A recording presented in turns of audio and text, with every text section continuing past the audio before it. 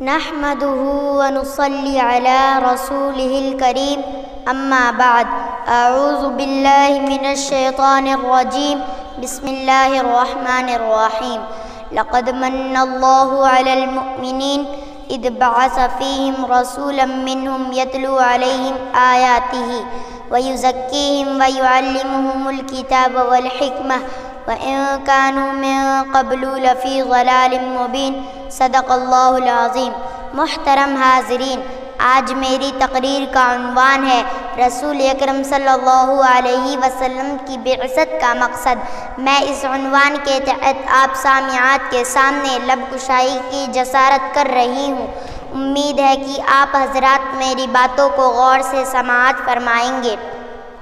وہ بجلی کا کڑکا تھا یا صوت ہادی، وہ بجلی کا کڑکا تھا یا صوت ہادی، عرب کی زمین جس نے ساری ہلا دی، نئی ایک لگن دل میں سب کے لگا دی، نئی ایک لگن دل میں سب کے لگا دی، ایک آواز میں سوتی بستی جگا دی، پڑا ہر طرف غلیِ پیغام حق سے، پڑا ہر طرف غلیِ پیغام حق سے، کی گونج اٹھے دشت و جبل نام حق سے۔ معزز سامعات کرام، رسول اکرم صلی اللہ علیہ وسلم جس وقت دنیا میں مبعوث ہوئے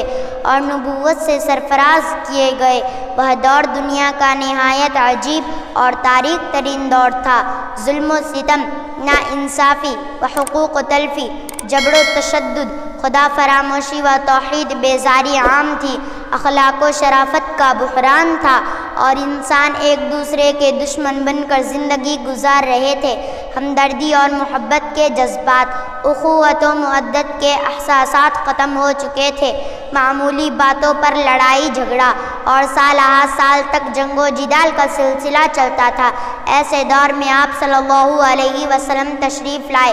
اور پھر قرآنی تعلیمات و نبوی ہدایات کے ذریعے دنیا کو بدلا، حقوق کی ادائیگی کے جذبوں کو ابھارا، احترام انسانیت کی تعلیم دی، قتل و غارت گری سے انسانوں کو روکا، عورتوں کو مقام مرتبہ عطا کیا، غلاموں کو عزت سے نوازا،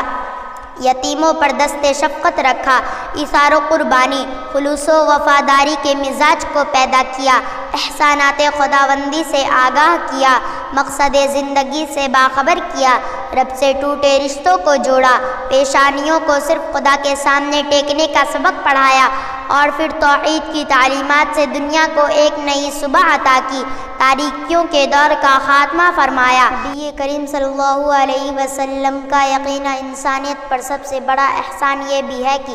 آپ نے بھولی بھٹکی انسانیت کو پھر سے خدا کے در پر پہنچایا اور احساس بندگی کو تازہ فرمایا۔ آپ صلی اللہ علیہ وسلم نے یہ حیرت انگیز کارنامہ صرف 23 سالہ مختصر مدت میں انجام دیا۔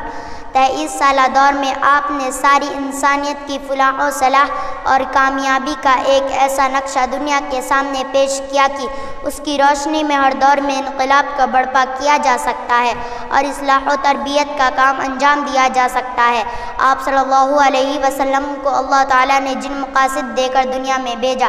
آپ صلی اللہ علیہ وسلم نے ان مقاصدوں کو بڑو کار لا کر اپنی حیات مبارکہ میں کوشش فرمائی، وہ ہمارے لیے رہنمائی کا مضبوط اصول ہے۔ آخر میں اللہ پاک سے دعا ہے کہ ہم سب کو بھی نبی کریم صلی اللہ علیہ وسلم کے مشن پر عمل کر کے دوسروں تک پہنچانے کی توفیق عطا فرمائے، آمین۔ وما توفیق الا باللہ۔ السلام علیکم ورحمۃ اللہ وبرکاتہ۔